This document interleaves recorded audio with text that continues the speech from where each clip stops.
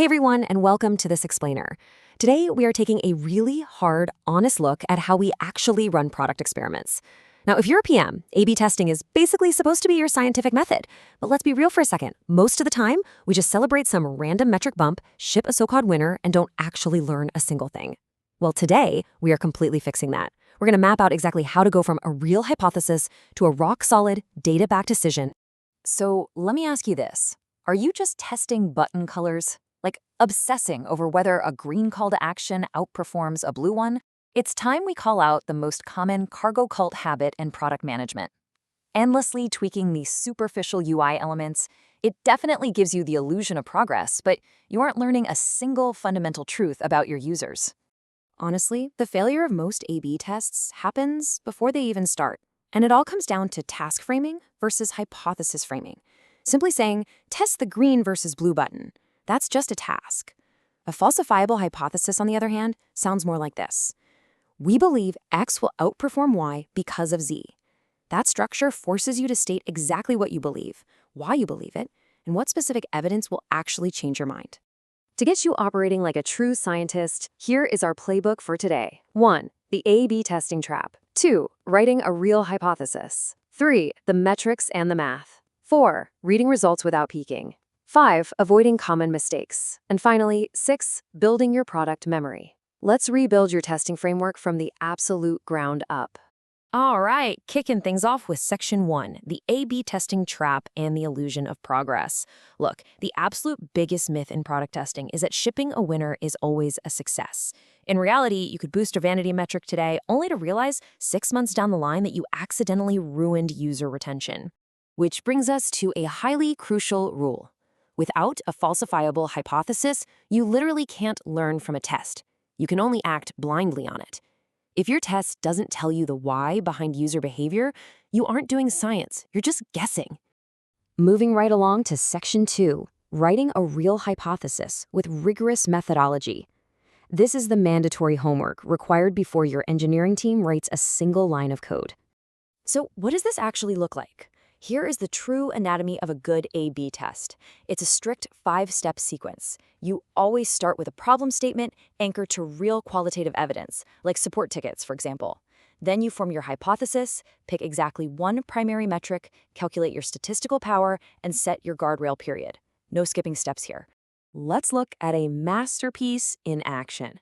We believe showing active teams on the pricing page increases B2B trial starts because social proof reduces purchase hesitation. This is just brilliant. It clearly states what will happen, exactly who it'll happen to, and crucially, it gives the psychological reasoning, the why, behind the whole thing. Okay, Section 3, the metrics and the math. I'm intentionally slowing down the pace here because this is absolutely vital. Consider this a massive warning for all PMs. Never, ever just hand this part off to a data scientist and stop thinking. You have to own the math driving your decisions. Here is the cardinal rule of metrics. You only get one primary metric. Just one. Everything else is a guardrail to make sure you don't break the user experience. For instance, if your primary metric is sign-up rate, your guardrail is activation rate. Why? Because a massive flood of sign-ups from users who immediately churn is totally useless. If you pick 5 primary metrics, human nature guarantees you'll just cherry-pick the positive one and fool yourself. So, let's demystify the math, starting with statistical significance, which is your p-value. Simply put, this just tells you if your result is real or if it's just random statistical noise. In practice, you are aiming for a p-value of less than 0.05. In plain English, that means there's less than a 5% chance your winning test was just some random fluke. It gives you the actual confidence to know that your change caused the behavior. Next up is statistical power. Think of this as your test's sensitivity. It's the probability that your test will actually detect a real effect if one truly exists. If your power's way too low, you're going to blindly conclude there was no winner, completely missing a perfectly good improvement that was staring you right in the face. The industry standard target for statistical power is 80%. Establishing this up front dictates exactly how many users you need in your sample size. And here's a hard truth. If you don't have the site traffic to reach that sample size in a reasonable time frame, you absolutely shouldn't be running the test at all. Finally, we have the minimum detectable effect, or MDE. This represents the absolute smallest improvement that's actually worth detecting. And listen, this is a business decision, not a math one.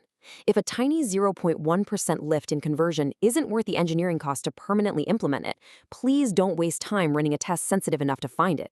All right, section 4, reading results without peeking.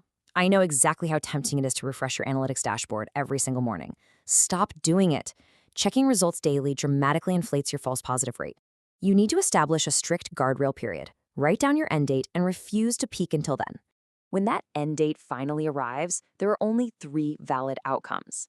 1, the variant wins, so you ship it and document why. 2, the control wins, which is great, you just avoided a bad launch. Or 3, it's inconclusive due to insufficient data. Whichever way it goes, understanding exactly why a variant won or lost is vastly more valuable than the win itself.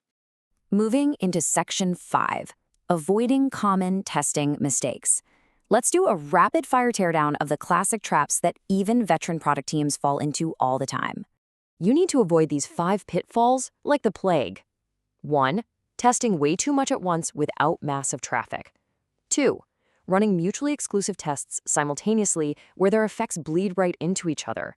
3, ignoring novelty effects. This one is huge. A fresh UI will almost always spike engagement for a couple of weeks simply because it's new, before crashing right back to baseline.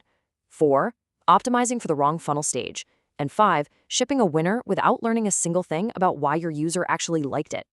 Finally, section 6, building your product memory. I want us to zoom out for a quick second here. This whole explainer is really about a cultural shift on your team. It's about transforming isolated, one-off test results into compounding institutional knowledge. Here is a really harsh reality for a lot of companies. If you're currently running experiments in a spreadsheet, your institutional knowledge is dying at the exact rate your team turns over. If you aren't rigorously tagging failed tests and linking them to your underlying user beliefs, you are completely wasting your data. Our source today points out how platforms like Specky solve this exact problem. They treat experiments as interconnected nodes in a product graph, rather than just isolated rows in a spreadsheet. By linking your tests to insights, attaching structured hypotheses, and connecting them to the next decisions, your results become a living, searchable memory bank. An AI assistant can even surface these past learnings when you're scoping out new features months later. Which brings us to a crucial realization. A/B testing is a systematic way to build a theory of your user. You aren't just out there looking for quick growth hacks, you're building a psychological theory, one falsified belief at a time. So I'm leaving you with this challenge. Are your test results actually building a theory of your user, or are they just dying right now in a forgotten spreadsheet? Use what we covered today to fundamentally change how you write, run, and document your very next experiment. Thanks so much for joining me on this explainer, and go build something great.